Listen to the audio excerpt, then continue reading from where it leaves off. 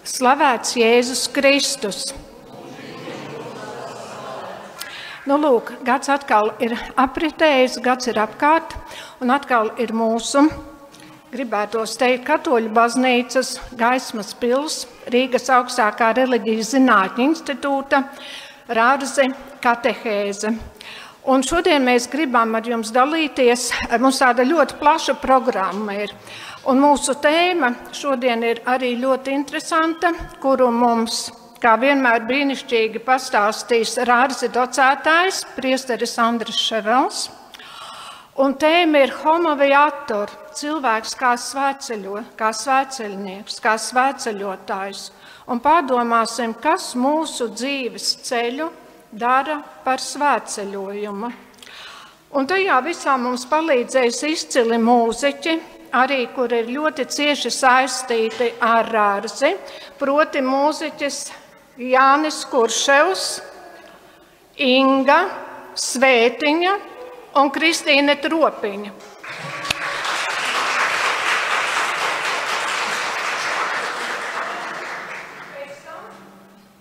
Mazliet ar savu pieredzi, ar studenta pieredzi, kas gan vislabāk var pastāstīt par augstskolu, ja ne paši studenti.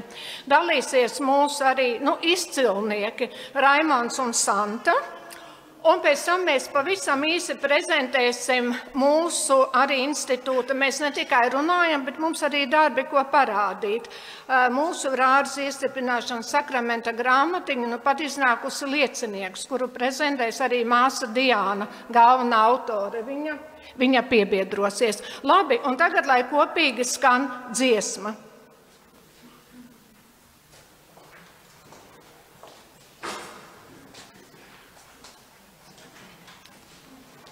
Jā, slava Kristum, jūsos kā tempļos, kā Dieva tempļos, kā Dieva tabernākulos. Un tiešām aicināsim, lai Svētais Gars mūs apvieno šajā brīdī, lai Svētais Gars mūs piepilda, lai iepriecina un dāvā visu nepieciešamo, kas mums ir vajadzīgs stiprināt vienam otru. Nāc Svētais Gars. Veni Spiritus Sancte, veni super nos, veni Spiritus Sancte, veni super nos, veni Spiritus Sancte, veni super nos, veni Spiritus Sancte, veni super nos, veni Spiritus Sancte, veni super nos,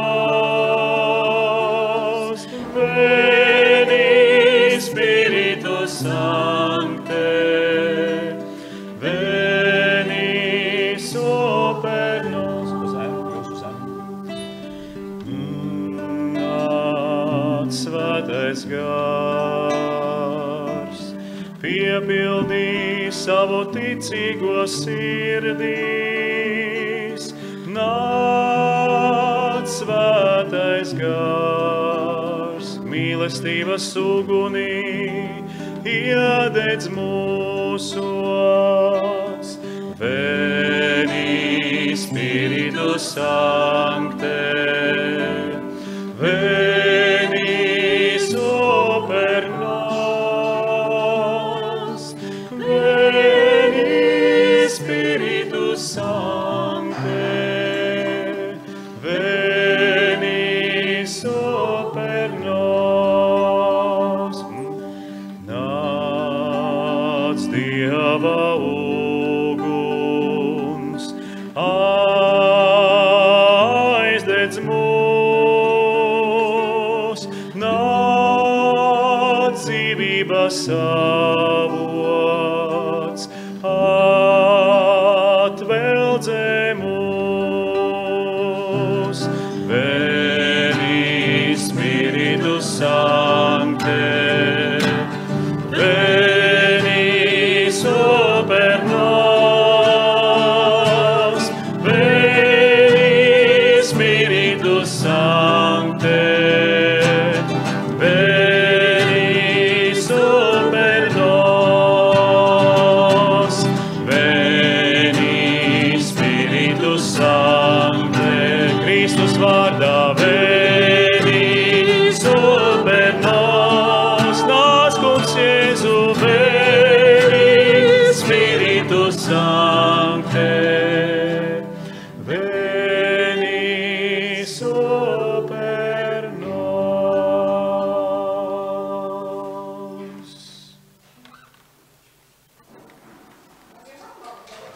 Amen. Jā, pašu statību. Jā, varbūt es varēšu ar lapiņu.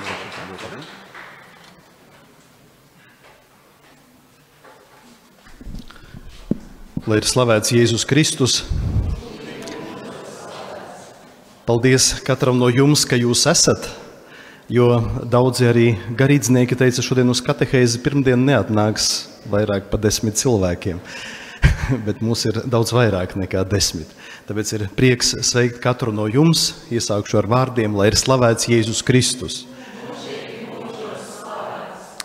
Un šodien, kā jūs jau arī dzirdējāt ievadā, mūsu tēma ir homo viator, cilvēks kā svētceļnieks, un šie vārdi ir ņemti no Gabriela Marcela grāmatas Homo viator, kur arī viņš runā un parāda cilvēku, kas ir pastāvīgi ceļā. Un es domāju, ka šī patiesība arī ir ļoti svarīga mums, jo šī patiesība parāda vairākas tādas svarīgas atziņas. Pirmā tāda atziņa, ka attīstībai cilvēka dzīvē nav beigu. Ka cilvēks jebkurā sfērā var attīstīties un iet aizvien tālāk un tālāk. Mēs varam kaut kādas lietas darīt, varētu teikt, iet tālāk, dziļāk, augstāk, labāk. Un tāda ir cilvēka daba, jo cilvēks ir radīts pēc Dieva attēla un līdzības, un Dievs ir mūžīgs, un tāpēc cilvēks viņš var bezgalīgi attīstīties. Un tā ir ļoti svarīga patiesība gan mums kā cilvēkiem, gan arī mūsu garīgai dzīvei. Tā ir ļoti svarīga atziņa, ka nedrīkst cilvēkam šajos ceļos attīstībā apstāties. Un ja mēs esam kaut ko sasnieguši, piemēram, kāds no jums studentiem, kas ir uzrakstījis bakalaura darbu, liekas, ir ieliktas tik daudz pūles, ir aizmugurējo studijas, tu esi ieguvis bakalaura grādu. Un liekas, ka var apstāties. Bet svarīgi ir iet tālāk, var taču arī iegūt maģistra grādu. Un ar to vēl var neapstāties, var iegūt doktora grādu. Un ar to vēl neapstāties, iet tālāk. Un tā tas ir jebkurā nozarē un jebkurā cilvēka jomā, kad atceramies to, ka Dievs mums vienmēr saka, ka, ja mēs sakam, ka mēs esam kaut ko jau sasnieguši, Dievs saka, nē, ej tālāk. Un tā ir pirmā atziņa, ka cilvēks ir homo viator, cilvēks kā ceļinieks, kā svētceļnieks. Otra svarīga atziņa ir tāda, ka mēs kā cilvēki mīlam pieķerties lietām un cilvēkiem. Kādā no ikonām, kurā ir attēlota tāda liela ikona, kur ir attēlota pēdējā tiesa, debesis un pēdējā tiesa. Tajā pēdējā tiesā ir parādīts pašā stūrī šai ikonai cilvēks, kuram priekšā ir stabs, rokas ir šādi saliktas un piesietas. Un cilvēks stāv pie staba, viņš neko neredz un viņš nekur nevar iet. Cilvēks, kurš ir pieķēries kaut kādām lietām. Viņš vairs nav brīvs, viņš kļūst par vergu. Jebkura lieta, labas lietas, viņas var mūs paverdzināt. Tāpat arī garīgajā dzīvē mēs sakam, ka pretstats ticībai tā nav neticība, bet tā ir elgdievība. Un par elku cilvēks var padarīt visu. Vislabākās lietas. Ģimene var kļūt par elku, darbs var kļūt par elku, kaut kāda garīgās dzīves pieredze arī var kļūt par elku. Un tāpēc cilvēkam ir ļoti jāuzmanās, lai cilvēks nepieķertos kaut kādām lietām, jo tad mēs zaudējam brīvību, mēs kļūstam par vergiem. Un viena no tādām arī grūtām lietām mūsu ikdienas dzīvē, tā ir rutīna. Es kādreiz lasīju kādu interviju ar cilvēkiem, kuri devās kāda zinātnieka pēdās un gāja, sekojot viņa maršrutam cauri tuksnesim. Un viņam žurnālisti jautāja, kas jums bija pats grūtākais tuksnesī? Un viņi saka, pats grūtākais nebija tas, ka visu laiku spīdēja saule. Nebija pats grūtākais, ka visu laiku ir smiltis. Jā, nebija pats grūtākais tas, ka tev visu laiku ir slāpes un gribās visu laiku dzert. Bet pats grūtākais, viņi saka, tā bija rutīna, ka katru dienu atkārtojās viens un tas pats. Tā pati saule, tās pašas smiltis, tās pašas slāpes, tas pats ūdens. Jāsaka, ka tas, kas mums kaut kur atņem to dzīves prieku, tas bija tieši šī rutīna, kas visu laiku atkārtojās. Un tāpēc arī šis teiciens homo viator, cilvēks, kas ir ceļā, tieši norāda uz to, ka nav jāpieķerās, ka brīžiem ir kaut kādas lietas varbūt jāatstāj, lai iet tālāk. Un vēl viena arī atziņa, kurai gribētu arī pievērst uzmanību, lai mēs varbūt atcerētos pāvestu Pāvilu VI, kurš vienā no saviem dokumentiem runā par progresu pasaulē. Un viņš atbild uz tādu jautājumu, kad notiek progress pasaulē. Un saka tādu ļoti svarīgu atziņu, kad attīstās viss cilvēks un katrs cilvēks. Ja mūsos notiek attīstība, viss cilvēks, tas nozīmē ne tikai cilvēka miesa attīstās, bet cilvēks visos līmeņos attīstās, gan intelektuālā, gan garīgā, gan attiecību līmenī, kad attīstās, un kad attīstās arī katrs cilvēks. Ne tikai es, bet arī jebkurā cilvēkā, kas man ir blakus, viņā ir šī vēlme doties uz priekšu. Nestāvēt uz vietas, nesēdēt uz vietas, bet doties šajā ceļā. Vēl pie ievadu vārdiem atcerēšos tādu vienu gadījumu, kas man kādreiz uzrunājas, kādreiz bija Lietuvā Klaipēdā, un tur iepazinos ar, liekas, ka bija viņi kapucīni, vienkārši kapucīni ir sadalīti vairākās grupās, bet viens no šiem tēviem, tēvs Benedikts, viņam ir vārds, viņš ir vai konventālais kapucīns vai no kādas citas tur nozares, bet tas nav tik svarīgi. Viņi ir izveidojuši Klaipēdā tādu rehabilitācijas centru cilvēkiem, kuri ir izgājuši nelabvēlīgā audzēja pieredzi. Tas nozīmē, ir veikta ķīmijas terapija šiem cilvēkiem, un viņiem ir šāds centrs, lai viņi rehabilitētos, atjaunot attiecības. Atjaunotos.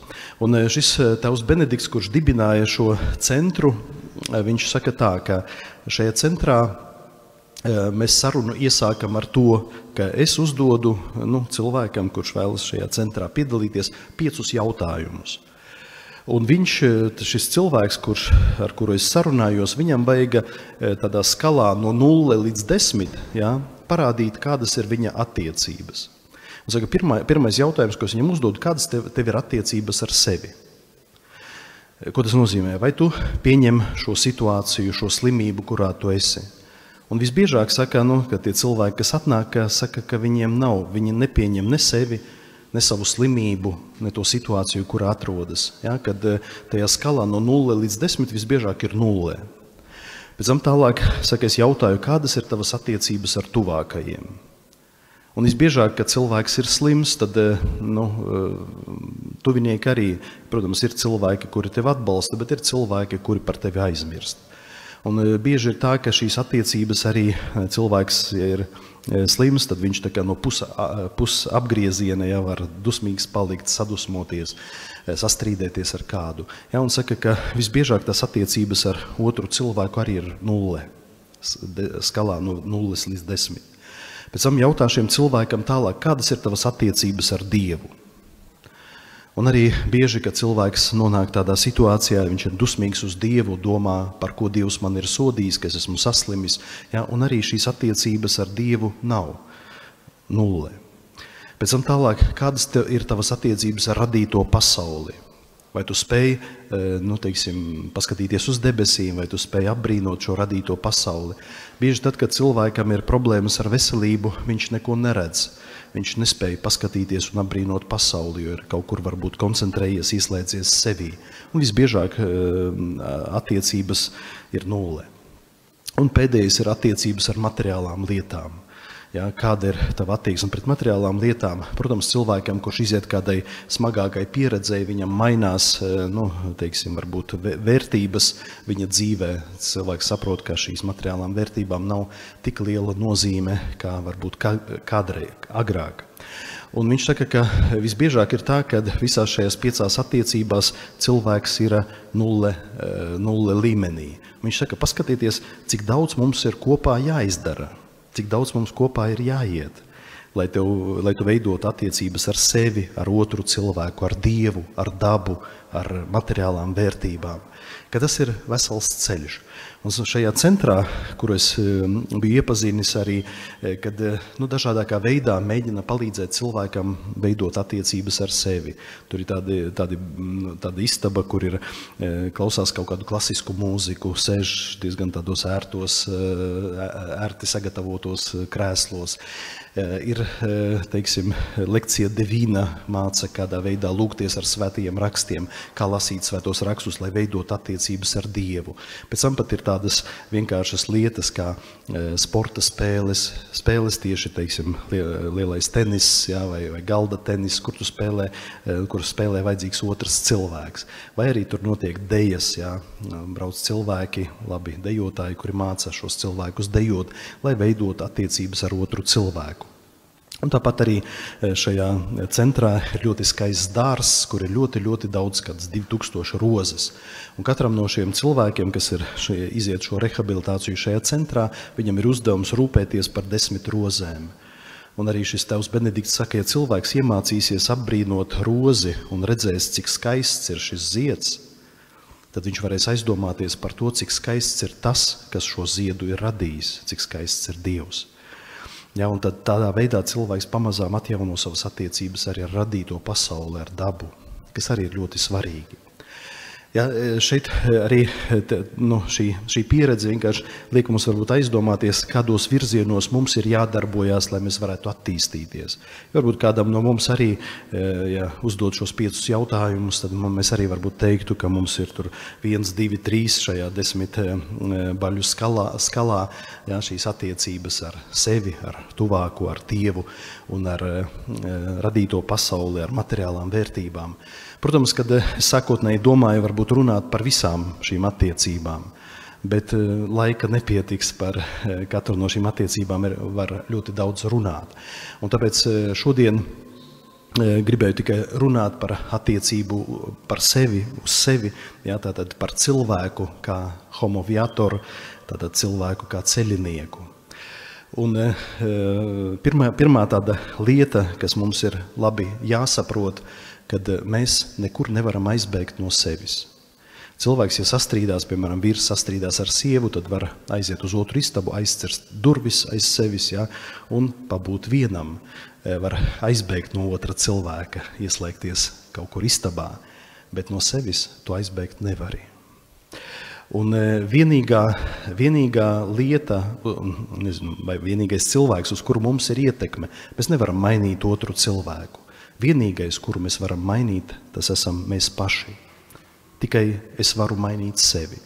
Nevienu citu cilvēku, ne Dievu es mainīt nevaru, bet es varu mainīt sevi. Un šeit varam atcerēties vienu tādu ebreju stāstu par kādu cilvēku. Es domāju, ka jūs šo stāstu labi arī zinat, bet citreiz atkārtošana ir zinību māte par cilvēku, kurš tikai uz nāves gultas saprot, ka vajadzēja sākt ar sevi.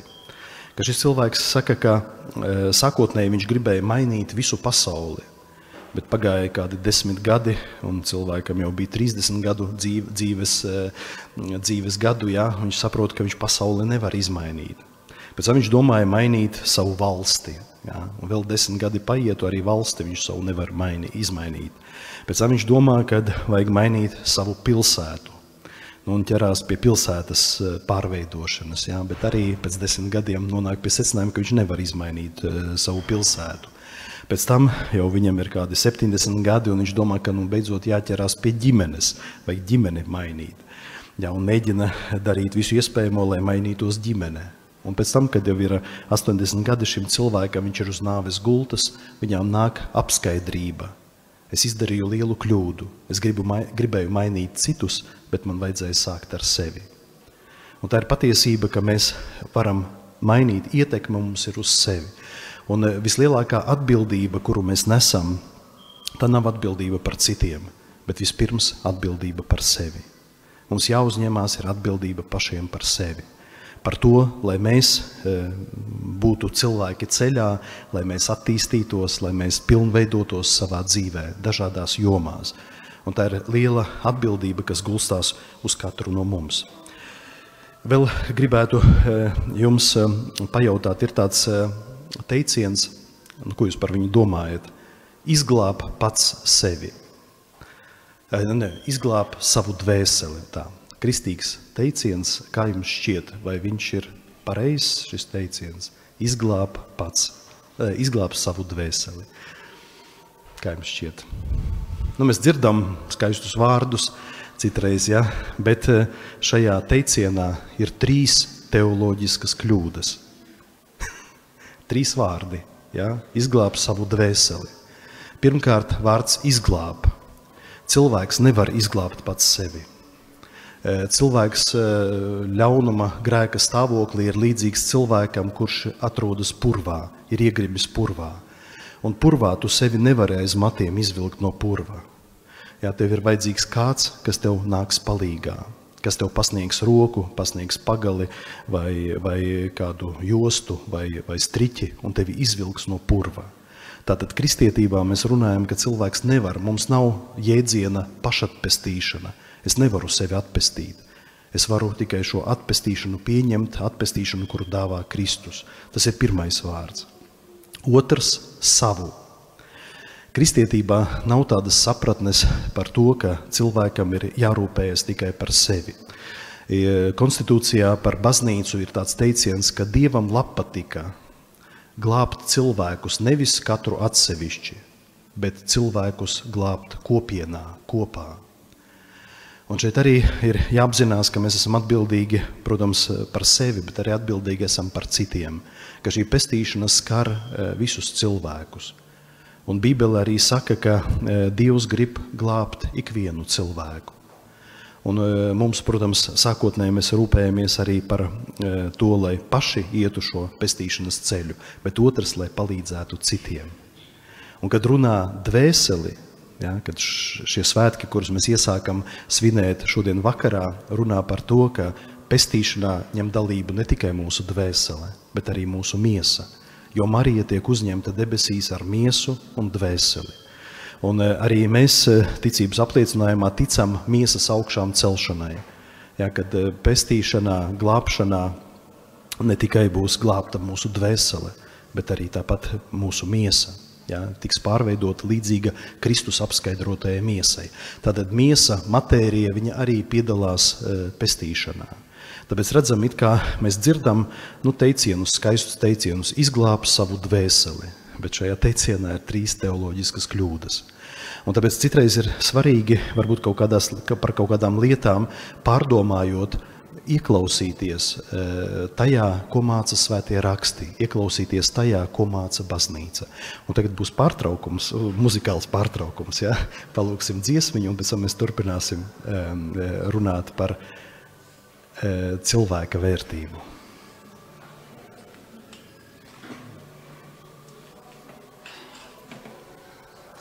Paldies, tagad ir iespēja nodziedāt man viena drauga Ingmara Zemzara kompozīciju. Un iestājoties ar Arzī, arī atceros, ka mūsu priesteru kalps Zbigņevs Stankevičs teica, ka prāts un sirds tie ir tādi divi, ka mums neizglītot ar Arzī tikai prātu, bet arī sirdi izglītot. Un tāpat kā šīs nākamās dziesmas autors ar mani atgādināja kādus vārdus, viņš teica, ka garākais un dažreiz pats grūtākais svētceļojums ir no prāta līdz sirdī. un ka tas dzīves ceļš brīžiem ir mērāms 3 sprīžos. Tu 3 sprīžos vari noiet dzīves ceļu, kā viņš teica. Tad viņš kaut ko citēja, un tāpēc ar nodziedāšu šī prātvēdera kompozīciju.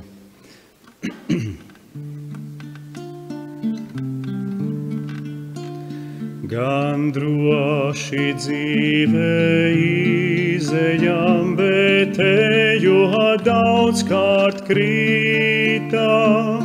Ceļš grūts līdz pašam vakaram. Ceļš grūts līdz pašam vakaram, un tumšs līdz pašam rītam. Kur glābējs tāds, kas var mūs vest? Kur spārns, kas var mūs augšup nest, kad dziļā lejā mītam? Ak, labais pieņemīgais laiks, ak, žēlastības diena, kad lēnīgs atspīd Dieva vaigs, kad lēnīgs atspīd Dieva vaigs, kā zvaigzne vēl neviena.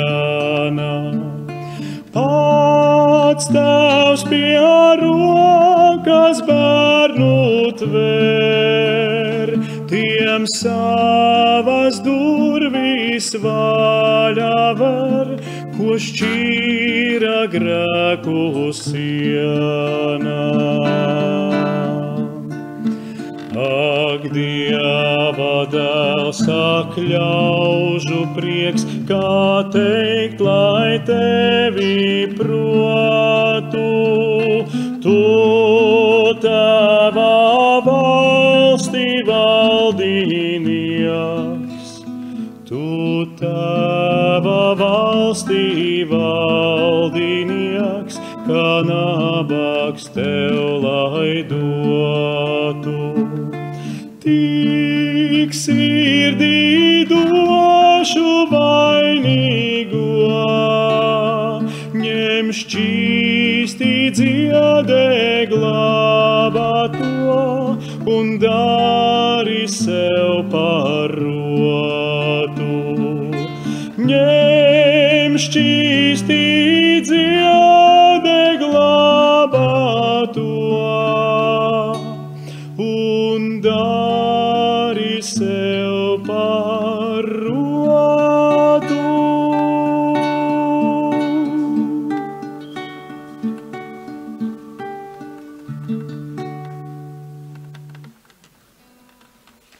Amen.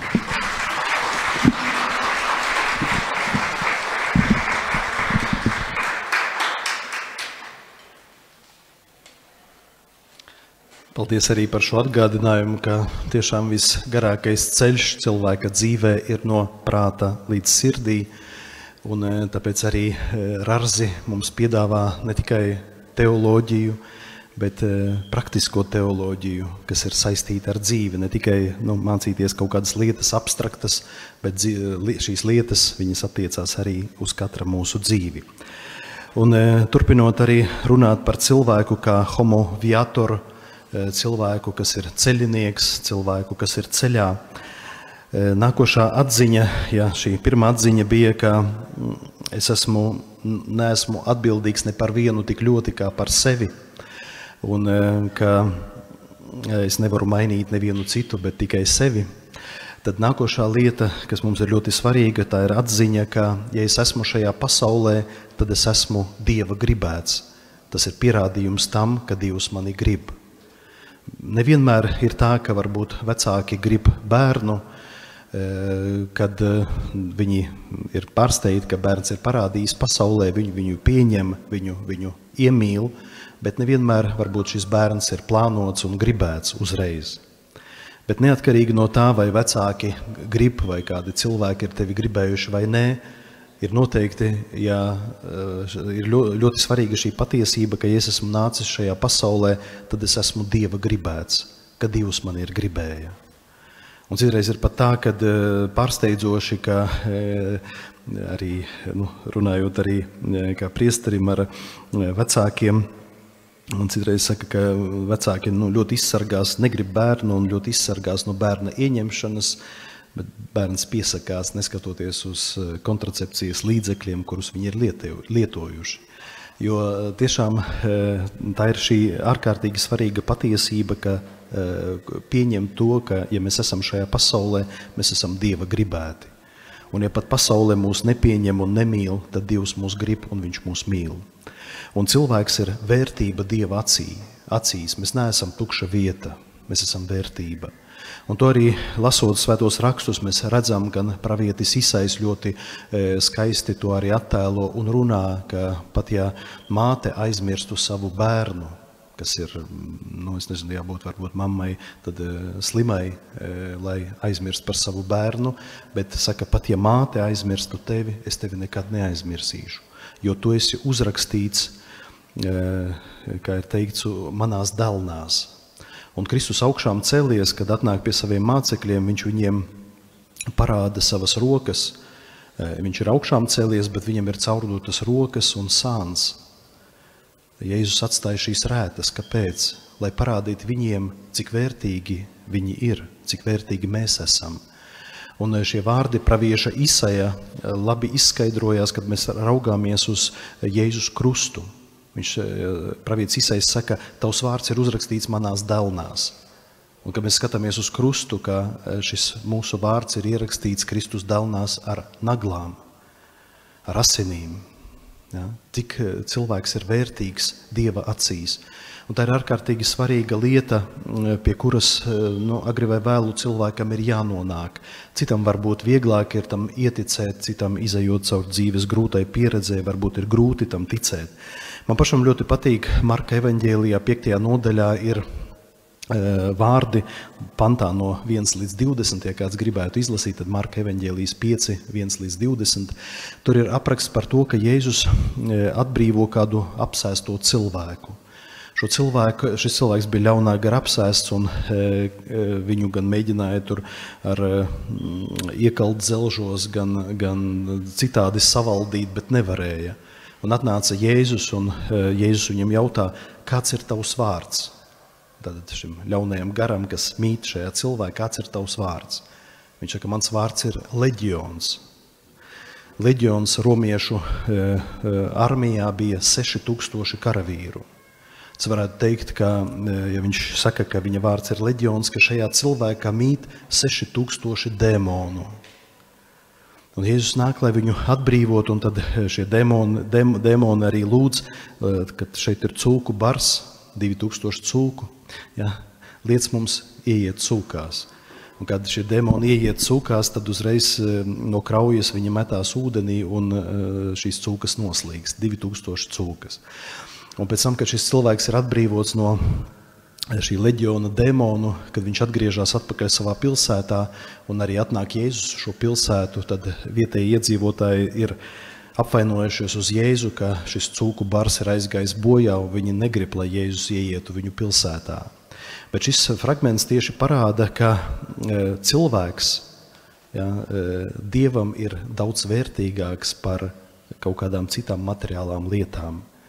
2000 cūku, ja pārskaita naudā, tas ir ļoti liela naudas summa, bet cilvēks ir daudz vērtīgāks par jebkuru naudas summu. Cilvēkam ir bezgalīga vērtība un cilvēks ir vērtība Dieva acīs. Nākošā patiesība, runājot par cilvēku homo viator, ir tas, ka mūsu laime viņa nav atkarīga no ārējiem apstākļiem, bet laime ir atkarīga no mūsu pašiem. Noteikti jūs arī dzīvē esat sastapuši cilvēkus, kuri saka, ka cilvēks būs laimīgs, ja viņš ilgi dzīvos. Un daudzi cilvēki grib paildzināt sev dzīvi, dzīvot ilgāk. Bet ne jau gadi mēra cilvēka dzīves vērtību. Ir cilvēki, kuri ir nodzīvojuši ļoti īsu dzīvi, bet viņu dzīve ir ārkārtīgi vērtīga. Es tagad neatcerēšos, cik Marija Goretti, laikam 14 vai 12 gadi viņai bija, Marijai Goretti, moceklei, svētajai. Ja, viņa stāvēja izvēles priekšā, viņas kaimiņš Aleksandro gribēja viņai atņemt jaunavību, šķīstību. Bet viņa teica, ka nē, es to nevēlos. Un tad viņš viņu ar nazi sadūra. Viņa vēl nonāca, kad bija slimnīcā, viņa piedeva šim Aleksandro, un kad viņš viņu dūra, viņš saka, ko tu dari, tu taču nonāks ellē. Viņas nodzīvoja tikai tos 11 gadus, bet viņas dzīve ir ļoti vērtīga, viņa ir kā arī paraugs jauniešiem, ka ir lietas vērtīgākas par dzīvību. Tāpat arī ir svētais Staņislavs Kostka, viņš nodzīvoja tikai 18 gadus, bet viņš sasniedza svētumu.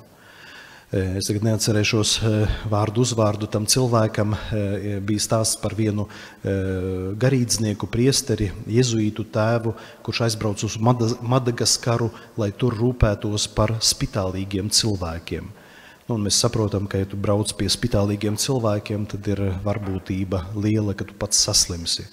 Viņš dzīvoja ar šiem spitālīgajiem, viņš viņiem kalpoja un pats saslima un nomira. Viņš nodzīvoja ilgi, varbūt 30 gadus. Viņa dzīve nebija gara, bet viņa dzīvei bija kvalitāte. Un nevis kvantitātē mēs mēram dzīves kvalitāti, bet tieši kvalitātē. Un tāpēc, ja kāds cilvēks saka, ka cilvēka dzīve būs laimīga tikai tad, ja cilvēks ilgi dzīvos, tad tā nav patiesība. Jā, nevis gadi mēro cilvēka dzīvi, bet šī kvalitāte, vērtība, kādā veidā tu izdzīvo savu dzīvi. Vēl cits ir apgalvojums tāds, ka laime ir atkarīga no veselības. Ja cilvēks būs vesels, viņš būs laimīgs. Es pats atceros, kā man palūdza lekciju novadīt Daugavpils pansionātā, un es uzrunājot klātesošos, tie bija visi pensionāri arī biedrība, atnāca paklausīties lekciju, es saku, jums ir sirmas galvas māmiņas, ja, un vectēvi, tēvi, saku, pasakiet man jaunam zaļam gurķim, ja, kas dzīvē ir pats svarīgākais. Jūs dzīvē esat nodzīvojuši, jums ir 80 dzīves gadi, kas dzīvē ir pats svarīgākais? Un ko viņi teica? Veselība. Es saku, parādiet man svētajos rakstos kaut vai vienu citātu, kur ir teikts, ka veselība dzīvē ir pati svarīgākā. Nav tā. Nav pati svarīgākā veselība. Bībele saka, ka mīlestība ir pati svarīgākā, nevis veselība.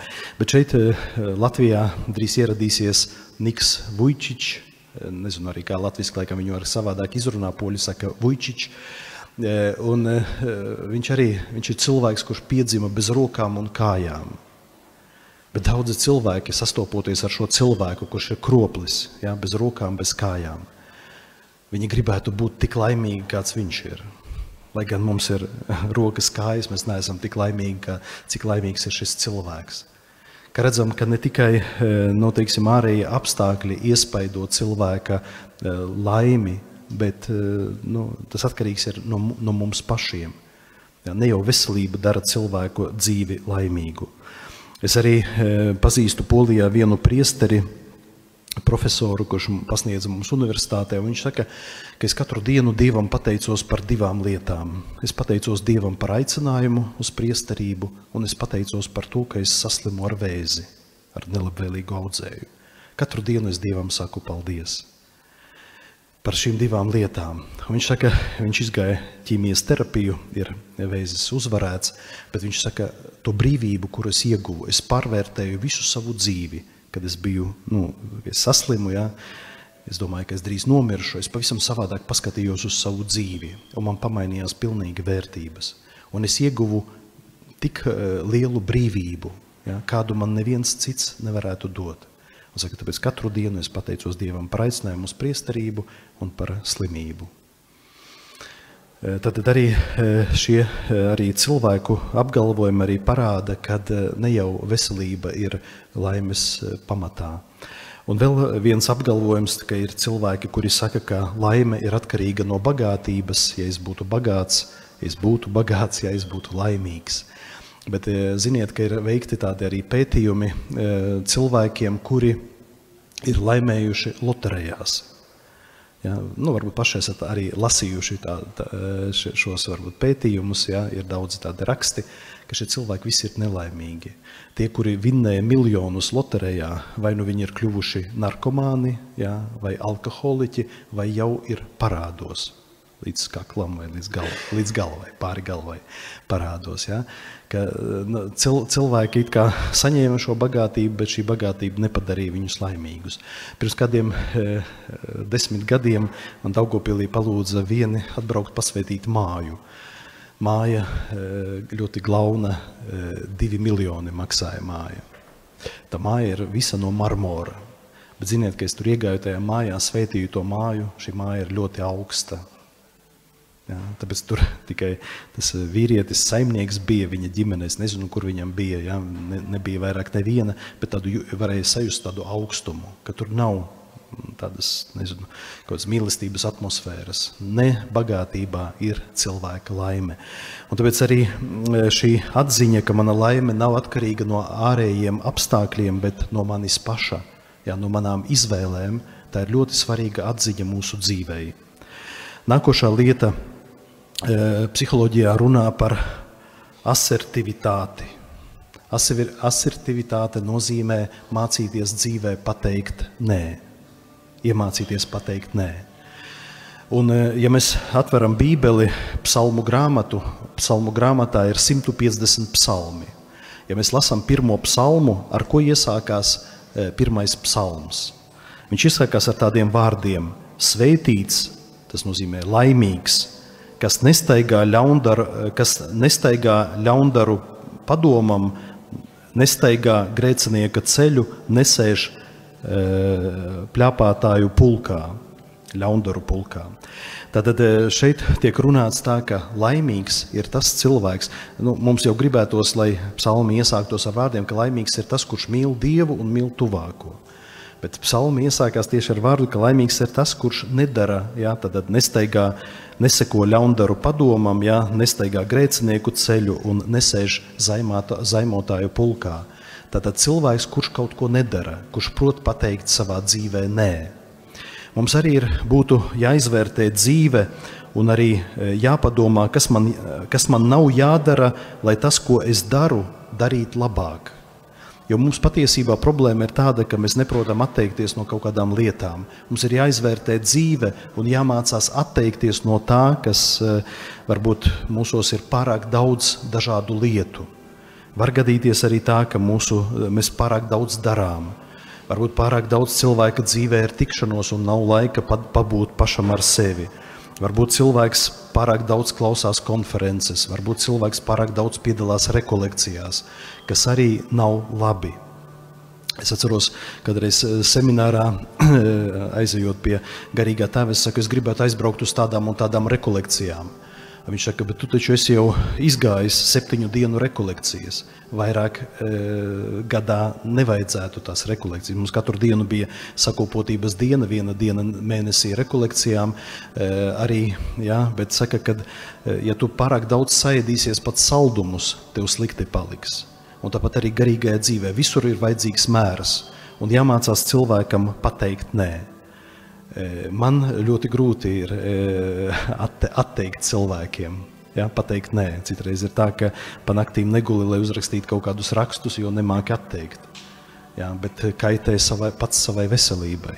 Un šeit tiešām tā ir ļoti liela gudrība dzīvē iemācīties arī pateikt nē.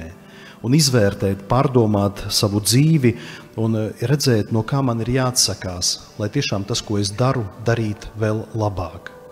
Un tas nozīmē pateikt arī nē savā dzīvē.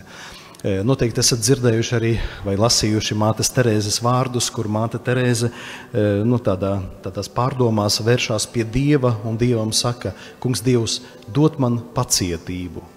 Bet Dievs man teica nē, pacietību nedod, pacietību mācās un iegūst dzīves laikā. Es lūdzu Dievam laimi, bet Dievs teica nē, es tev nedošu laimi. Jo laimi nedod, laimi cilvēks arī iegūst. Un tā tālāk, ja tur vairākas dzīves situācijas nosauktas, kur Dievs saka cilvēkam nē, es tev to nedošu. Jo to nedod gatavā veidā, bet to iegūst cilvēks, izejot cauri pieredzēji. Bieži mums arī kaut kādas notiek, kad tikšanās, arī baznīcā, ka mēs visu laiku domājam, arī priesteri, ko mums vēl darīt tādu īpašu, lai būtu vairāk aicinājumu, lai vairāk cilvēku būtu baznīcā, ka visu laiku mēs esam tā kā koncentrējušies uz to, kas mums vēl ir jādara. Bet varbūt ir jāpasēž un jāpadomā, no kā, ko mums nevajag darīt, no kā mums varbūt vajag atteikties, lai būtu varbūt jauni paaicinājumi un vairāk cilvēku baznīcā. Tāpēc šī lieta ir asertivitāte, viņa ir ļoti svarīga mūsu dzīvē. Mācīties dzīvē arī teikt nē, atteikties no kaut kādām lietām. Nākošā jau viena no pēdējām lietām, tas ir mērķis. Dzīvē ir ļoti svarīgi mērķi. Lai mēs arī padomātu, ja mēs sakam, ka cilvēks ir homo viator, cilvēks, kas ir ceļā, tad ir jāzina, uz kurieni ved šis ceļš, kāds ir mūsu mērķis, kāds ir dzīves mērķis.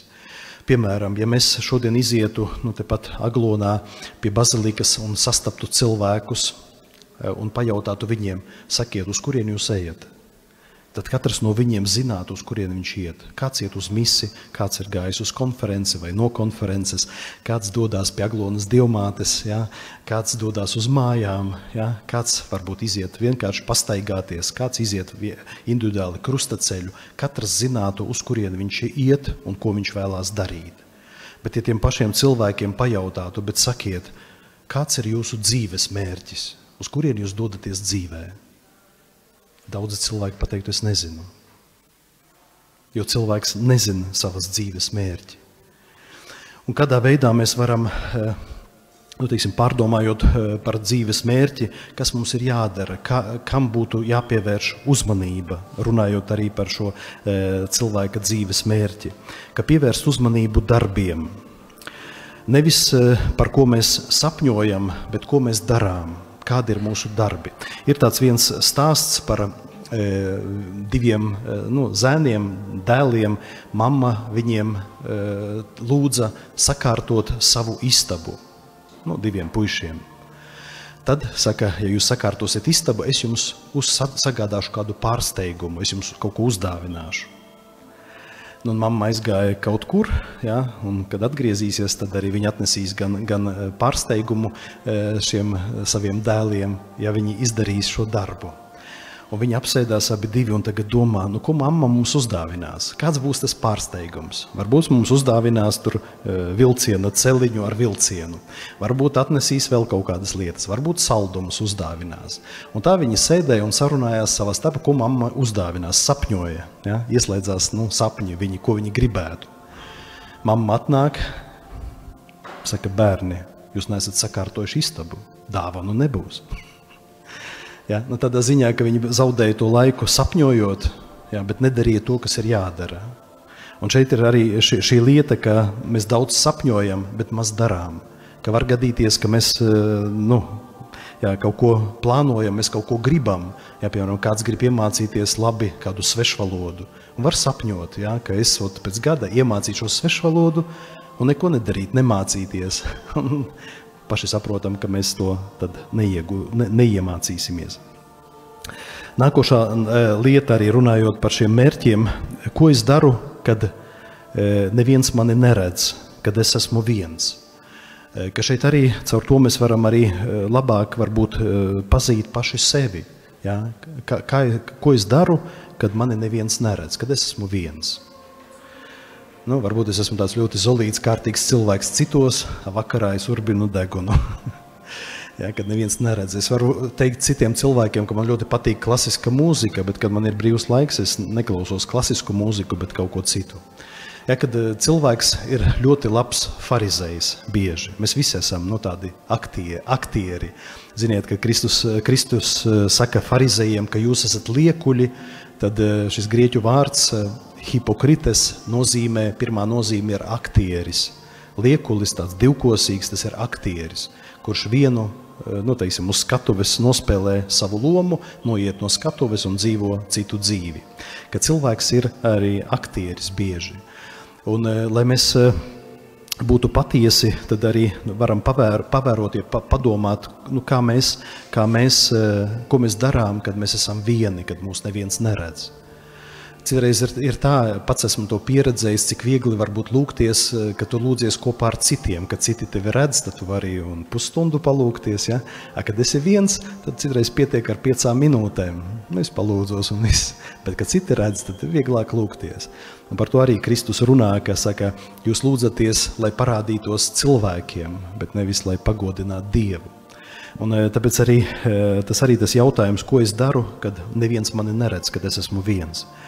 Un arī padomāt par to, kam es veltu laiku, ja, kādiem mērķiem es izdodu naudu, kādas ir manas lūkšanas, ja, par ko es lūdzu.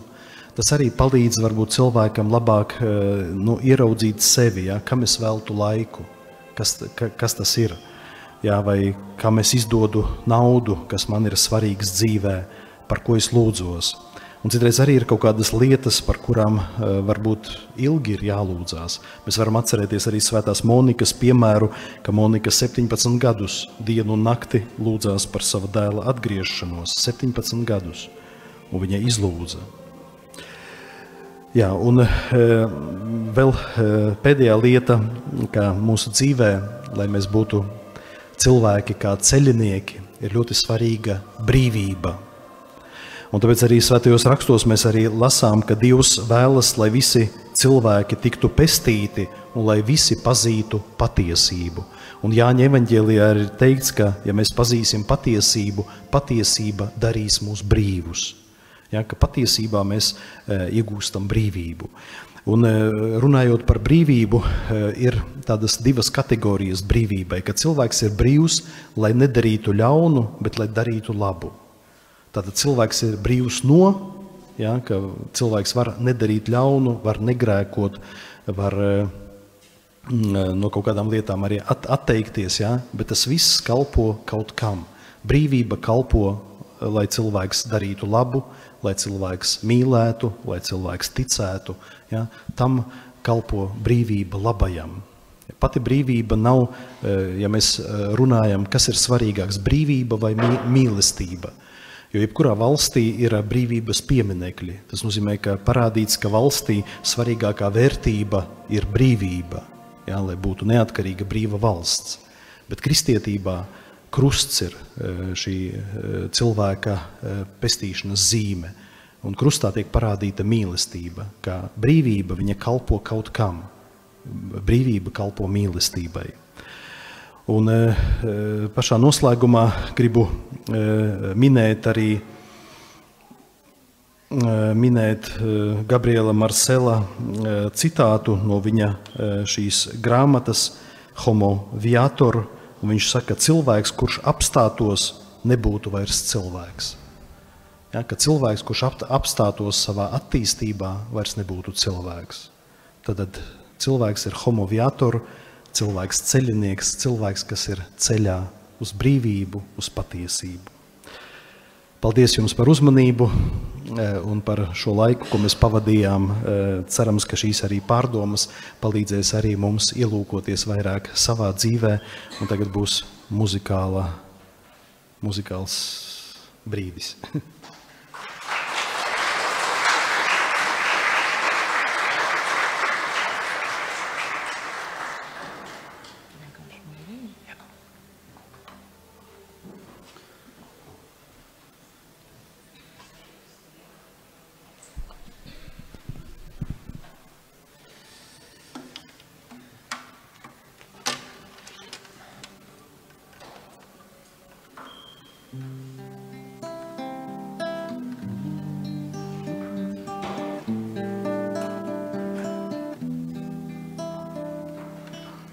Vienkārši un mierīgi iesim mūsu ceļu, mīlēsim un iesim mūsu ceļu. Mēs taču ejam ar Kungu, lai ar to mums pietiek. Mēs taču ejam kopā, mēs taču ejam kopā ar kungu. Mēs taču ejam ar kungu, lai ar to mums pietiek. Mēs taču ejam kopā, mēs taču ejam kopā ar kungu.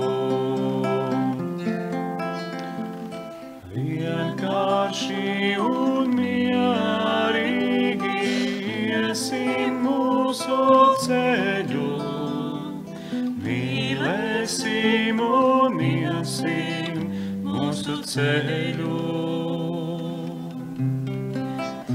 Mēs taču ejam ar kungu, lai ar to mums pietiek. Mēs taču ejam kopā, mēs taču ejam kopā ar kungu. Mēs taču ejam ar kungu, lai ar to mums pietiek. Mēs taču ejam kopā, mēs taču ejam kopā ar kungu.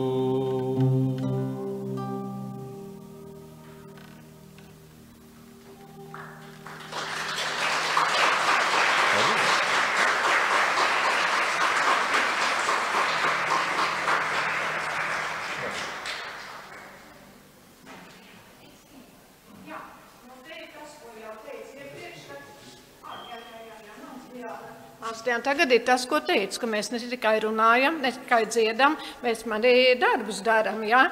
Tā kā lūdzu Diāna, lūdzu par mūsu jauno grāmatu. Lai top slavēts Jēzus Kristus. Sakiet, lūdzu, kurš no jums ir pircis mēbeles Ikea? O jā, paldies!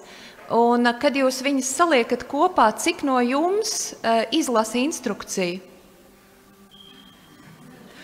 Arī diezgan labi. Es priecājos par jums, tad jums būs vienkārši arī ar šo grāmatu. Mēs uzlikām šogad Aglonā telti, un es biju paņēmusi līdz tāfeli, jaunu nopirktu tāfeli no Ikea. Un es nevarēju viņu pati salikt, bet atnāca viens no maniem skolniekiem, puisis, kurš celtniecību ir studējis. Es viņam palūdzu, lai viņš saliek to tāfeli man. Es teicu, nu, tur ir tā tāfeli, un tur pat blakus ir instrukcija. Viņš man teica, es tās instrukcijas nekad nelasu. Es tūlīt viņu salikšu. Un reizēm mums tā ir, ka mums ir kaut kādas lietas, bet mēs nelasam instrukcijas, kā ar viņām rīkoties. Un šeit es jums gribu priekšā stādīt instrukciju. Viņu grūti ir neievērot, viņa ir ļoti skaista, bet tā ir instrukcija. Instrukcija, kā būt ceļiniekam, par ko stāstīja priesteris Andris Ševels. Ceļiniekam ceļā uz debesīm un kā lietot vienu no dievišķiem ceļa spieķiem. Mums ir doti mūsu dzīves laikā 7 dievišķi ceļa spieķi. Tie ir 7 sakramenti, kas palīdz mums noiet mūsu garīgo ceļu uz debesīm, bet kas mums palīdz arī noiet mūsu fizisko ceļu uz debesīm. Un jā, ar citiem sakramentiem mums reizēm ir klājies vieglāk, mēs zinām, kā tos lietot. Tad šī ir instrukcija, kā lietot ceļa spieķi aizmirstajam sakramentam, iestiprināšanas sakramentam. Šo sakramentu vismaz mana paudze saņēma diezgan tehniski. Manā laikā nedrīkstēja pieņemt sakramentus, es esmu uzaugusi padomju gados, un man iestiprināja praktiski reizē ar pirmo komuniju, un neviens tā arī nepastāstīja, ko šis sakraments nozīmē. neviens man nepastāstīja, kā lietot dievišķo ceļa spieķi. Man nācās dzīvot bez instrukcijas, es mēģināju tā un mēģināju šitā, un beigās tikai tagad, drīkstot rakstīt grāmatu par šo sakramentu, es uzzināju daudzas lietas, kā lietot dievišķo ceļa spieķi, kļūstot par Kristus karēvi, kļūstot par cilvēku, kas ir gatavs līdz asinīm liecināt par savu ticību. Kā saskatīt savu aicinājumu visas savas dzīves garumā? Jo Dievs vienmēr no jauna mūs aicina. Iestiprināšanas sakraments ir sakraments, kas palīdz jūsu garīgajā ceļā saskatīt savu aicinājumu, pastāvēt tajā un redzēt, ka Dievs, piepildot katru aicinājumu, dod jaunu. Šī ir instrukcija. Nelietojiet lietas bez instrukcijas. Jūs varat lietas lietot šķērsām un varat lietot nepilnīgi. Izlasiet instrukciju. Šo instrukciju var iegādāties Razī grāmatu galdā, tepat teltīs. Grāmata ir vienkārši ļoti, ļoti skaista. Es neko neteikšu par tekstu, jo es esmu tā autore un es darīju labāko, ko es varēju izdarīt. Bet grāmata, kā redzat, vienkārši vizuāli ir fantastiska, ar oriģinālu ilustrācijām, Aleksandrs Rundes oriģinālu zīmējumiem, un tas, ka tur tikai 2 vārdi ir rakstīti, neticiet tam. Tur ir milzīga komanda strādājusi, un es jums labprāt pastāstīšu par katru no cilvēkiem, kas ir ieguldījuši šeit darbu. Tas ir milzīgs, fantastisks darbs.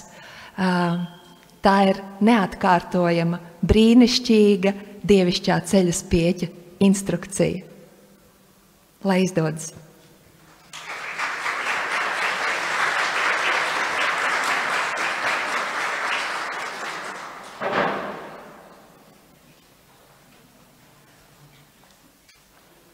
Vai tavs slavēts Jēzus Kristus? Mani sauc Raimonds, un blakus ir Santa, un mēs abi esam Razī bakalaura programmas absolventi. Mēs absolvējām šo programmu tikai šogad. 16. jūnijā saņēmām savus diplomus un jau ļoti smaidīgi un laimīgi. Taču, kā jau pieminēja šeit katehēze priesteris Andris, ir jāiet tālāk. Un mēs abi esam nolēmuši arī tālāk studēt maģistra programmu, un kas to zina, varbūt, ja kungs ļaus, arī tālāk. Bet šobrīd mēs gribam īsi iepazīstināt ar šo programmu saturu. Sākumā es pastāstīšu, ko var iemācīties, pēc tam Santa īsi pastāstīs, kā to visu var izmantot. Un šī programma ir iespējams apgūt pilnīgi katram no jums. Jo mācības notiek piekdien vakaros, sākās viņas 17:30, beidzās piekdien viņas 20:50, un turpinās viņas sestdien 9 no rīta, un beidzās viņas 16:15. Īsi par sevi tad 2 dēlu tētis, 1 sievas vīrs, robežsargs. Esmu no Ventspils un veicu arī kalpojumu savā draudzē. Esmu gan ministrants, gan lektora kalpojumu veicu, un no rudens būšu arī katehēts, tā ka būsim pieteikuši daudz ko darīt, bet tik un tā studēšu tālāk.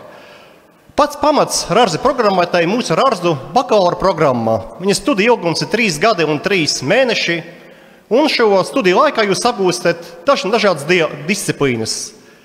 Kā primārā un pat apjomīgāk tā ir dogmatiskā teoloģija, kura sastāv no dažādām dogmatikas jomām, piemēram, radīšanas teoloģija, eskatoloģija, eklezioloģija, sakramentoloģija un dažas citas dogmatiskās teoloģijas jomas. Otrs apjomīgais priekšmets ir morāla teoloģija. Viņš sastāv gan no ievada morāla teoloģijā, un pēc tam savukārt mēs mācāmies tālāk jau par tikumiem, kā viņus izmantot šos teoloģiskos tikumus, un visu noslēdzam ar dekalogu, jeb 10 dievu baušļiem, kad mēs saprotam, kā mums būtu pareizi jādzīvo saskaņā ar šiem baušļiem.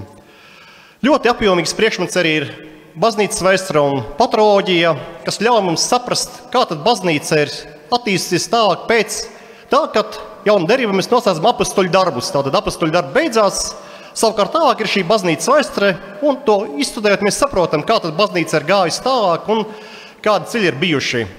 Protams, ka ir ļoti visur caurvijās līdz arī filozofijas disciplīnas, jo bez filozofijas ir ļoti grūti saprast teoloģiju. Principā tas pat nav iespējams. Un tāpēc mēs mācāmies gan filozofijas vēsturi, metafiziku, gnozeoloģiju, teodiceju, filozofisko antropoloģiju, ētiku, kristīgo filozofiju. Tātad šie visi priekšmeti, ko mēs apgūstam paralēli arī šīm teoloģiskām studijām. Un ir arī dažādi priekšmeti, ko mēs apgūstam paralēli tam. Psiholoģija, ģimenes pastorāla psiholoģija, reliģijas pedagoģija. Tātad visi šie priekšmeti jomas mums palīdz kļūt par tiem, kas mēs esam. Tālāk, ja tomēr studēs kāds tālāk, tad ir maģistūra, kuras ilgums ir 2 gadi un 6 mēneši. Tur mēs jau padziļināti apgūstam nostiprinājumu zināšanas, ko ieguvām bakalaura programmas laikā. Piemēram, Bībeles teoloģija, veseli 4 kredītpunkti ir, kur mēs mācāmies. Ir arī veseli 4 prakses jāaiziet. Katehēta prakse ar laulātajiem, jāaiziet ar kapelāna prakse un jāaiziet arī pētījuma prakse. Un, protams, pats vieglākais jāuzraksta maģistra darbs tikai 100 lapām. Īpaši grūti nav. Bakalaura darbs bija 35 lapas. Mēs kad neuzrakstīsim, cerams. Nē, uzrakstīsim, mums kungs palīdzēs. Un vēl ir iespēja tādiem, kas nevēlas mācīties ilgstoši, tad tā ir mūža izglītība. Tas ir katoliskās teoloģijas pamatkurs. Viņš ilgs tikai 10 mēnešus, un šo 10 mēnešu laikā jūs apgūstat šo to no dogmatiskās teoloģijas, morāla teoloģiju, liturģiku, baznīcas sociālā mācību un dažas citas priekšmetus, kas tiek apgūti, protams, arī bakalaura programmas laikā, bet tikai jau krietni mazākā apjomā. Bet, ja jums jau ir kāda iepriekš iegūta augstākā izglītība humanitāro zinātņu jomā, tad apgūstot šo mūža izglītības kursu, jūs varat uzreiz studēt maģistratūrā. Jums nav nepieciešams iziet visu pilno bakalaura kursu, bet jūs varat uzreiz studēt maģistratūrā. Savukārt, ja kāda mums varbūt vispār nav pat vidējās izglītības, bet tikai pamatizglītība, arī tad jūs varat nākt šo mūža izglītības kursu un apgūt šo mūža izglītības kursu pie mums ar Arzī. Ir arī tāda iespēja, ka jūs varbūt, paskatieties ar Arzī mācību programmu un saprotat, ka jūs ļoti padziļināt gribat apgūt, piemēram, radīšanas teoloģijas kursu, bet tikai šo vienu kursu. Tad ir arī tāda iespēja, ka jūs varat apmeklēt tikai noteikti kursa lekcijas, nākt uz konkrētiem tikai kursiem un apgūt konkrēto tikai kursu. Tas, laikam, no manas puses būs tieši viss par to, ko piedāvā Arzi, un tagad Santa pastāstīs, ko no tā visa var iegūt. Jā, Raimonds ļoti izsmeļoši pastāstīja šo programmu, es īsāk pateikšu. Kā Lolita teica, mēs esam Gaismas pils, un mēs kā Gaismas pils piedāvājam arī pastorālo apkopi. Mums ir visiem mašīnas, un mēs viņiem veicam katru gadu jāaiziet šī apkope tehniskā, un kāpēc, lai mums liktos, ka cilvēkam arī nav vajadzīga apkope, un šī pastorāla apkope ir izcils. Tā ir tā vajadzība, par ko arī priesteris Andris Ševels stāstīja par šo cilvēka ceļu, visu dzīves ceļa garumā, kad cilvēkam vajag sevi attīstīt, vajag sevi izkopt, apkopt, un Arzī tā vieta, kur katram ir iespēja atrast savu īsto programmu, laiku un iemācīties arī veikt šo savu pastorālo apkopi. Bet ko var iegūt pēc Arzī, pēc bakalaura programmas apgūšanas vai pēc maģistratūras? Pirmais, tas ir, pirmkārt, tu iepazīsti pats sevi, ko mēs arī šodien sapratām, cik tas svarīgi iepazīt sevi, saprast sevi, lai tu vari dot otram sevi. Beidzot šīs studijas, mēs esam vajadzīgi draudzēs, mēs esam akūti vajadzīgi draudzēs palīdzēt priesteriem, saviem prāvestiem, kalpošanās. Mums ir dotas šīs zināšanas, kā to darīt, cik lielā mērā, un piesaistīt arī cilvēkus no draudzes, viņus klāt un uzrunāt un būt viņiem blakus. Nākošais ir pēc maģistratūras ir ļoti akūti Latvijā vajadzīgi pastorālie konsultanti visās jomās, un viņi būs arvien vairāk vajadzīgi, jo šī materiālā pasaule, viņa tiešām prasās pēc šīs garīgās apkopes, katrs cilvēks. Slimnīcās, cietumos ir vajadzīgi kapelāni, kas arī trūkst pēc kā lūdz un prasa palīdzību, jo nav kas palīdz. Un Rārzī tā gaismas pils, kas var dot šos cilvēkus, nākat mācīties sevi dot citiem, jo tikai paņemot sev, mēs nenonāksim šo te izcilo dzīves ceļu un nenonāksim pie Dieva, pasakot, ka mēs izdarījām visu, bet mēs nebūsim izdarījuši neko. Mēs tikai materiāli nodzīvosim. Un vēl ir ļoti skaista kalpošana Radio Marija. Jūs noteikti visi klausāties viņu. Jums ir iespēja arī mācoties, ko es arī pati daru, es brīvprātīgā Radio Marija, kalpot, braukt palīgā, bet varbūt jums kāds esat savu aicinājumu sajutuši, sadzirdējuši arī veidot kādus raidījumus, varbūt jūs skatījāties šodien uz izcilējiem Rārzī absolventiem, kas muzicēja vienkārši fantastiski. Ņemat piemēru, iedvesmojaties, attīstat sevi, nebaidaties, jo bailes mūs paralizē, un mēs arī apstājamies šajā ceļā un tālāk neejam. Tas ir tas, kas cilvēkam ir vajadzīgs, lai nonāk līdz galamērķim. Šī te izcilā grāmata arī, kas ir izdota draudzēs katehēti, kas no jums varbūt ir katehēts, noteikti šī grāmata ir vajadzīga, tas ir izcils palīga līdzeklis, lai jūs gan bērnus, gan jauniešus nevajag nobīties, kad jūs teiksiet, kā māsa Diana teica, jau ir iegūta, jau ir saņemts iestiprināšanas sakraments, bet, kā es arī Rārzī teltī skaidroju, mums pašiem pieaugušiem ir vēlreiz jāizlasa šī grāmata, jo mēs kaut ko esam saņēmuši, bet neesam izpratuši, tas ir nolikts plauktā, un mēs neesam atvēruši to, ko neesam sapratuši. Tad šī grāmata atvērs jebkuru jautājumu par iestiprināšanas sakramentu. Mēs spēsim viņu izdzīvot savā dzīvē. Tas jau nav tikai bērniem, tas jau ir, kā māsa Diana teica, tas Kristus kareivis. Tātad viss šis te garais ceļš ir jāiet ar šo svētību. Tāpēc visi esat aicināti uz Rārzī telti, kas atrodas blakus Radio Marija teltī, ar ko mēs draudzīgi sadzīvojam. Un mēs jums pastāstīsim par šo grāmatu. Mēs varam māsu Diānu paaicināt kā vienu no autoriem. Un arī mums ir pieejamas ļoti daudz citas grāmatas, ko izdot Rārzī izdevniecība, ko izdot Vox Ecclesia izdevniecība. Šīs ir tās lietas, kuras arī ir vajadzīgas, lai cilvēks gūstot zināšanas varētu iet šo te ceļu, šo te svētceļnieka ceļu. Un man ienāca prātā tāds skaists salīdzinājums švamme. Mēs mazgājot traukus, švammi piesūcinām ar kaut kādu trauku mazgājamo līdzekli. Daži līdzekļi ir tādi, kur vienu pilīti vajag, daži līdzekļi, kur daudz pilītes vajag, bet būtība ir tāda, ka cilvēks, kad piesūcinās, šī švama jau nevar palikt neizmantota. Jūs šo švamu izmantojat, lai mazgātu traukus, lai nestu tīrību. Un tāpat lasot šīs te grāmatas, jūs kā švame uzpildīsieties, jūs būsiet visu laiku uzpildīti, bet atkal neapstāties. Noslaukat kādam putekļaino vaigu no dzīves ceļa šo savu švammi, palīdzat nomazgāt, palīdzat iztīrīt šo te viņa dzīves ceļu. Esat šīs te švammes, esat šie cilvēki, kas nes šo gaismu tīrību citiem.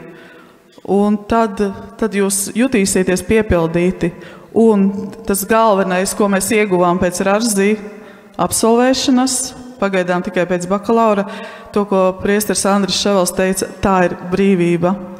To es apliecinu, jo tu kļūsti brīvs visās lietās, tu izvēlies labo. Jā, viņš nav viegls dažreiz, tas ir smagāks ceļš ejams, tur ir šķēršļi, bet tu zini, kas aiz tā stāv. Un pēc arī muzikantiem, kas mums šodien šo skaisto priekšnesumu sniedza, mēs redzam, ka šie cilvēki arī ir brīvi. Viņi ir sevi atraduši, viņi ir sevi piepildījuši, un līdz ar to tas cilvēks var arī dot šo gaismu citiem. Un tas ir skaisti. Nākat uz mūsu telti, mēs jūs sagaidīsim, pastāstīsim jums par grāmatām, par šiem līdzekļiem, ar ko jūs varat uzpildīties un būt cilvēki citu vidū. Paldies! Paldies un gaidām teltī!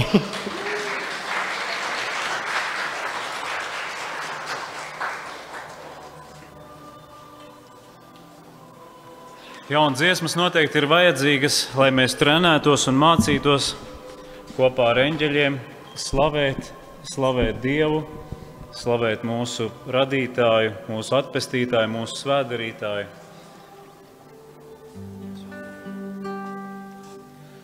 Laudato si, o mio Signore, laudato si, o mio Signore, laudato si, o mio Signore, laudato si, o mio Signore, laudato si, o mio Signore, laudato si, o mio Signore, laudato si, o mio Signore, laudato si.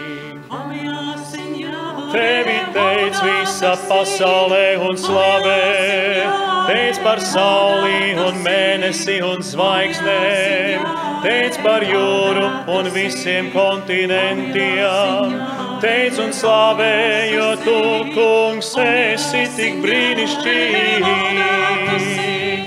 Alleluja, laudato si, o mio Signore, laudato si, o mio Signore, laudato si, o mio Signore, esi slavēts par gaismu un par tumsu, esi slavēts par nakti un par dienu, esi slavēts par katru dzīves brīdi, esi slavēts mans kungs, tu esi brīnišķīgs, laudato si, alleluja, laudato si, alleluja, alleluja, alleluja, tev kungs.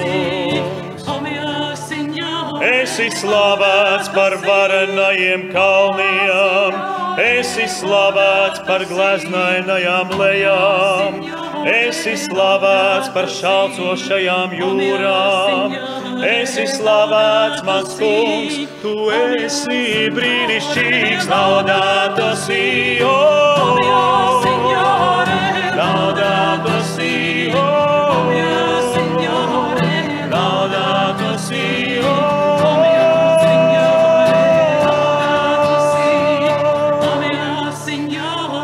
cilvēks starp cilvēkiem reiz biji, esi slavēts par Jēzu mūsu brāli, tagad priecīgi nesam viņa vārdu, esi slavēts mans kungs, tu esi brīnišķīgs, laudato si, o mio Signore, laudato si, o mio Signore, laudato si, o mio Signore, laudato si, o mio Signore. Slavēts tu, kas mūs uzrunājis, esi slavēts par mums, reiz esi miris.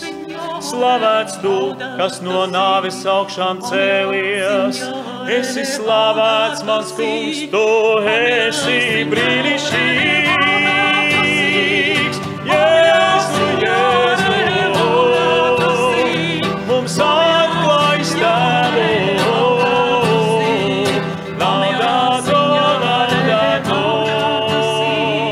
o mio Signore, laudato si, slava Tev, slava Tev, slava Tev, svētais gars, o mio Signore, laudato si, o mio Signore. Amen.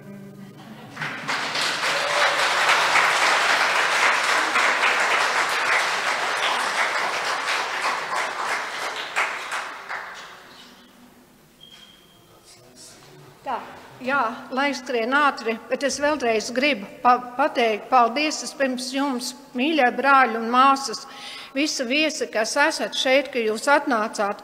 Un paldies priesterim Andri nāc. Paldies mūsu izcilajiem mūziķiem Jānim Kurševam, Inga, Kristīna, kuri mēroja ceļu gan no Rīgas nāci šurpu Kristīne. Tie visi ir arī rārzi cilvēki, māsa Diana.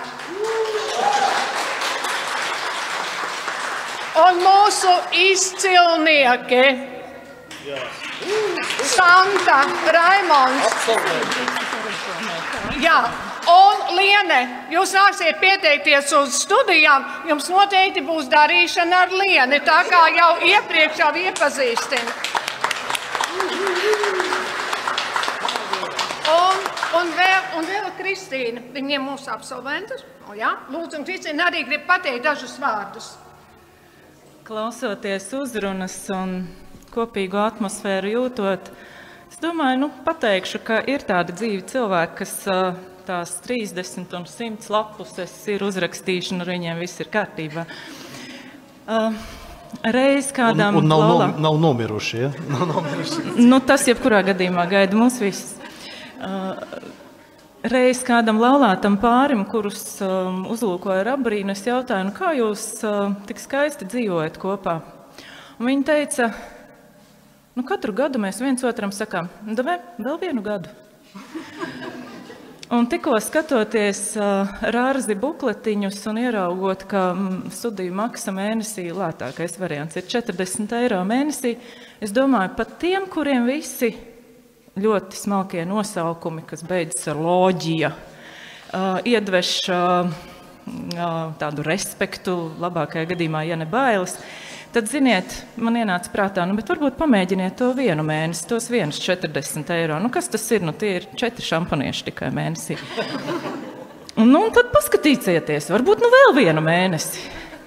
Tas viss, ko jūs iegūsiet arī vienā mēnesī, būs ļoti, ļoti daudz. Lai katram jūsu sirds tā doma ir svētīta, un ejiet un mēģiniet.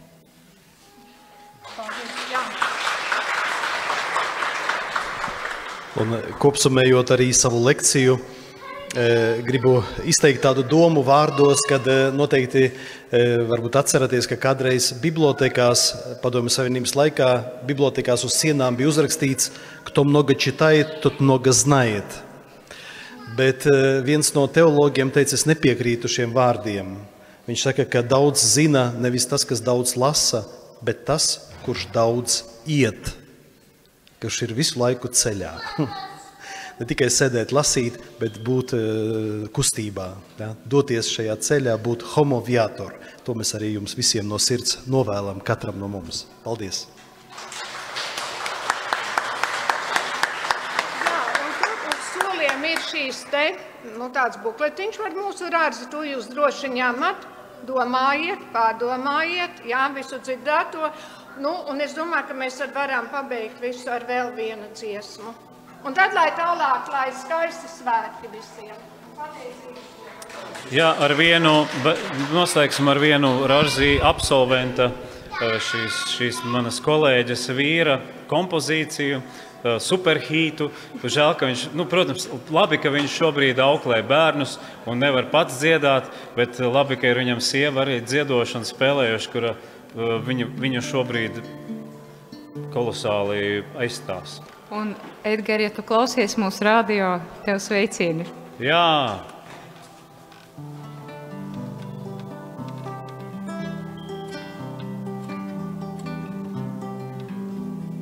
Klusē piedod, lūdzies, priecājies, mūžīga ir mīlestība, mūžīgs ir Dievs.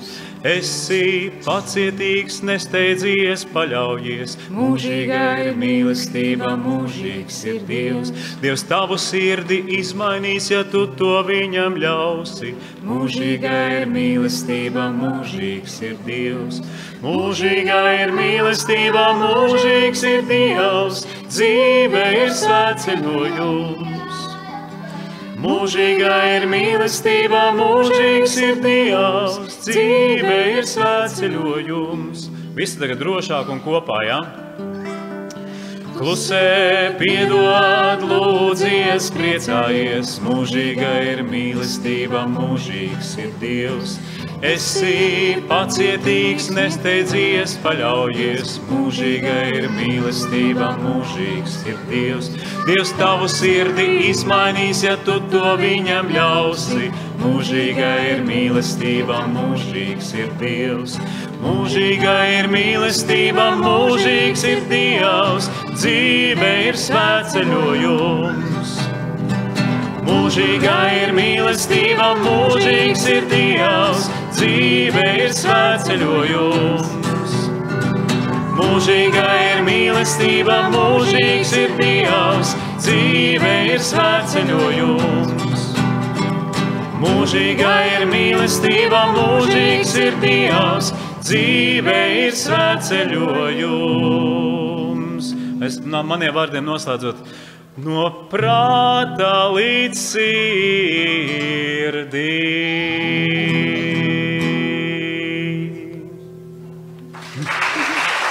Amen. Svētīgu ceļu.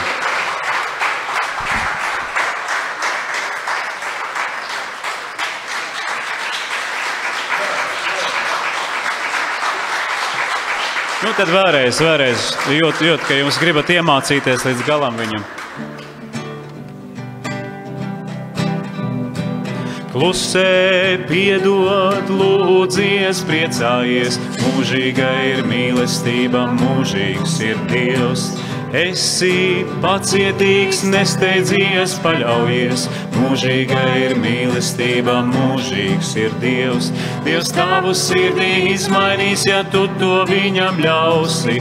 Mūžīga ir mīlestība, mūžīgs ir Dievs. Mūžīga ir mīlestība, mūžīgs ir Dievs. Dzīve ir svētceļojums.